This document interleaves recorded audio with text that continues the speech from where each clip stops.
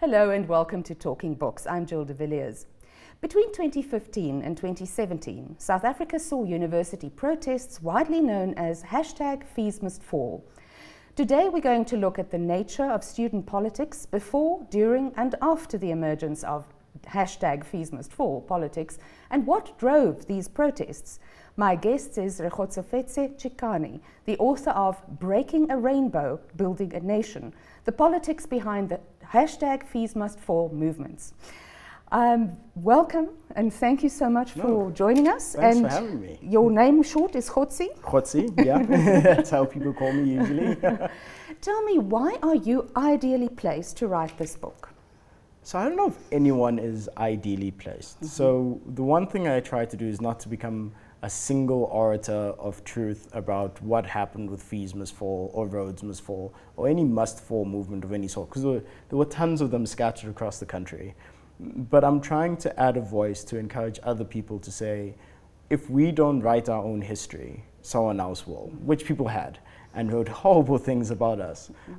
So I think I'm best placed in the situation of I was there on the ground for Fees Must Fall and Roads Must Fall at varying different levels, from being in the smoke-filled rooms all the way to being to the front lines, all the way to just being an ordinary student experiencing what was happening around me. And I think that gives a unique perspective. I think also like my general position in society gives me a particularly unique perspective, which is something that I deal with in the book. And I hope that when people read this, in particular the student leaders who were there at the time, will be encouraged to write their own truths as well and challenge me even more so. Yeah. So let's look at the types of people. You identify a whole bunch of types of people. So the 1652s and, yes. and the Hoteps and the white peoples and yes. all of those. So tell me a little bit about these groups and what they all stand for. Yeah, so I mean, they use different groupings for different situations. So I think the number one grouping, not number one, but the one I start the book off with is coconuts. So the term coconuts is usually used in a very derogatory way. You are black on the outside but white on the inside. Essentially, it's them saying, you look like you're black, but you don't really belong within the black community. And it's constantly been used as a way to diminish someone's achievements. It's been used as a way to other someone in the black community, someone who has advanced, who has economic capital, or who has climbed up some sort of socioeconomic ladder. I've tried to repurpose it, and I don't claim that I've done this for the first time, me, myself. I gained this idea from a brilliant writer called Rekgosofetse Chikane.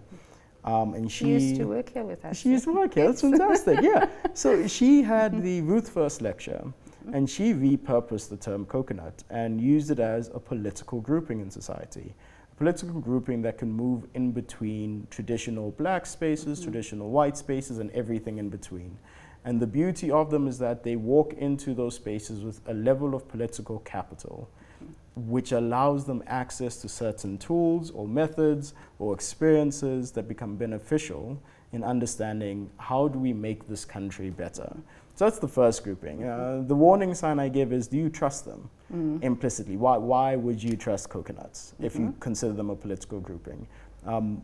If you say, and let's use the language in the book, we want to have a revolution of some sort in this country, a complete overhaul of the system and change because there's something wrong with our society. Do you trust the coconuts to say, we will be part of this and forego our advantages and privileges as well? How far will they fight to gain what they can get before they leave that fight and say, everyone else should have this fight by themselves, we're not going to join it? And there's numerous examples of that happening in the protests. Some good, some bad, some in between, as the protests were messy. So that's the first one. The next one is 1652s. Now, the person who figures out, if the person who used the phrase 1652 for the first time ever stood up, I would probably give him a round of applause. So I use the phrase 1652 as a mindset, a political mindset that is, and I differ from a few people, I don't think it is race dependent. In my mind, it is the idea that this country is your blank canvas and you can impose your will upon it regardless of who was there already. And the only people who can do that are people who are in positions of power and believe that what they are doing is right. So 1652s generally seem to be white people, but there are certain examples where it's not white people only. And I use this category to say, this group is probably the biggest threat to our advancement because they don't believe they're doing anything wrong, right? They don't believe that their actions perpetuate some sort of injustice in one way or another, whether it is calling someone by the wrong name, whether it is racially discriminating against someone, whether it's saying, hey, we can only go out, so for students, we can only party in Claremont, we'll never go to Mzoli's in Gugulethu, for instance. Those type of interactions perpetuate divisions in our society, but they don't implicitly know it. It's not something that they're actively walking through society saying, how do I now impoverish people?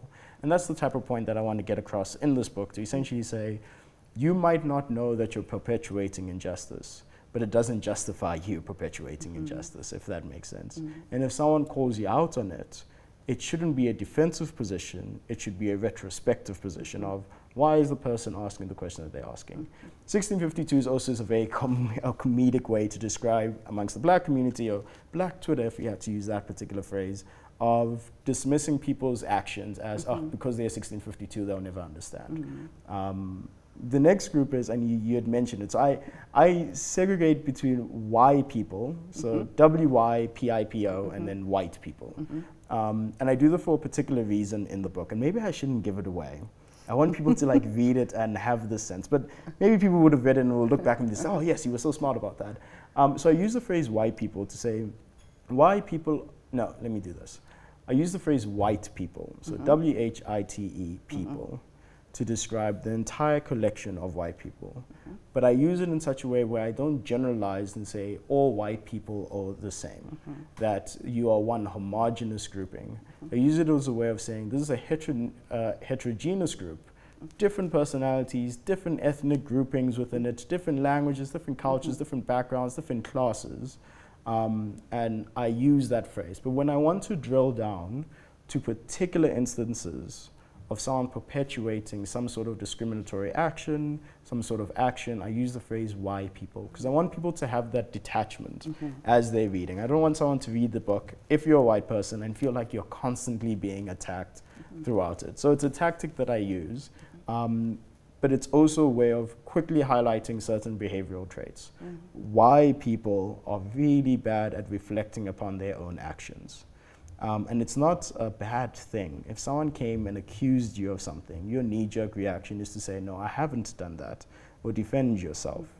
The problem that we have in our society is that if someone comes back to you over and over and over and over again and says, there's a problem that we have with you in one way or another, there is truth. I heard a phrase yesterday that even in a lie, there's a little bit of truth in it. Which I thought was a fantastic phrase. It's like, I need to jot that down somewhere. So those are the different groupings. And there's tons more in it. There's, within Rhodes Must Fall, there's all the political parties that were in there.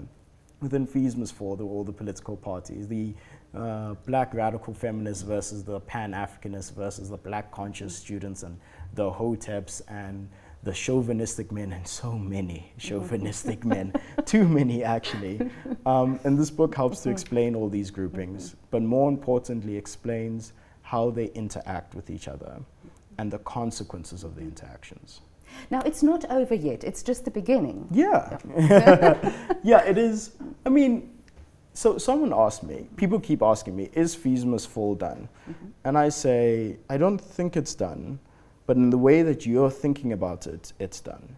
So if you think of it as Fees Must Fall is never just to protest. And I think it's the mistake that a lot of people make. Fees Must Fall, and to an extent, and not to an extent, and Rhodes Must Fall were not necessarily protest movements. They were conscientizing movements. Some of the best learnings that students had weren't on the forefront standing in the cold face with police officers. Some of the greatest learnings that students had were in plenary sessions, where you were being exposed to forms of thought that you had never been exposed to before.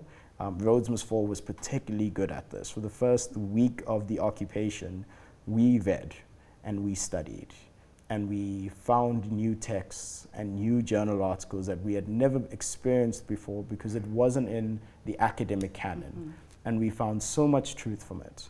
For Fees Must Fall, it wasn't necessarily how do we know the curriculum better, It was, how do we conscientize people about the socioeconomic state of students on campus? Does it make sense to have a situation where once you go in your first year class, over 60% of that class will not graduate at all? And the majority of them will not graduate not because they're not intelligent, or not because they haven't passed or they didn't go to all their exams, but simply because they can't afford their fees. In a country with the type of inequality that we have, it's unjust. And the conscientizing was, we need to realize that this is a problem first. So when I say it's a conscientizing movement, it was, people can't articulate what is wrong with the world and how the world is affecting them if they don't have the discourse to do it. If they don't have the knowledge base and the language that is necessary for other people to use and understand themselves, then they can't fight any battle. And I think that's the biggest victory, and that fight is still going on. The conscientizing of young people in this country is, I think, is the quickest that it's been since I've been alive. When you have students in high school who are saying, the hair policy at my high school does not make sense, and I want to change it. That is a grade 9 student who's saying, there's something weird with the system, and I've been given the language to articulate what's wrong with it, so I'm going to articulate. So I think that's the beauty. It's a different type of fight. Also want to talk about the system and breaking down the system in order to build up. Does it have to be completely molecularized or atomized or completely just like destroyed? Everything. I mean, there's different opinions on it, and this is the beauty of the protest movements. There wasn't one catch-all phrase or ideology. People often will say, oh, fallists. Even within fallism, there were different interpretations of fallism within the fallist movement, if that makes sense. So you'll have some people who say, we want to burn down everything. There was a phrase that used to bounce around that students got from Zimbabwe in particular, called the chimurenga, which was, we need to have a chimurenga in the country, which is complete revolution, complete change, overhaul of the system. Then you'll have some students who say, no, I don't, I don't want to do that. That's not the route that I want to take. I just want to make the system more just. I want people to have true equal access. Often we say people have equal access, but it's not true equal access. There's always these impediments. And you say, oh, I want to do that. There's other people who say, no, I want to do reforms, slight reforms here and there, because the general functioning of the country makes sense. As I was driving here, one of my friends just made a comment. He's on radio right now, happy for him. He made a comment that he did a song against the president, really good song, criticizing the president, and he's very thankful that no one threw him into jail. So those type of victories of, do you tear that down? So there's different interpretations. Yeah, we have to sort of wrap up. No, so, no worries at all. So thank you so much. We've just touched what's in the book. So I think it's a great whetting of appetite for our viewers to go and get the book and actually read it. So thank you so much for coming in and chatting, thanks for having me about that. So just my guest is Rekgosofetse Chikane, the author of Breaking a Rainbow, Building a Nation, the politics behind the #MustFall movements. Thanks for watching, and I'll see you again soon.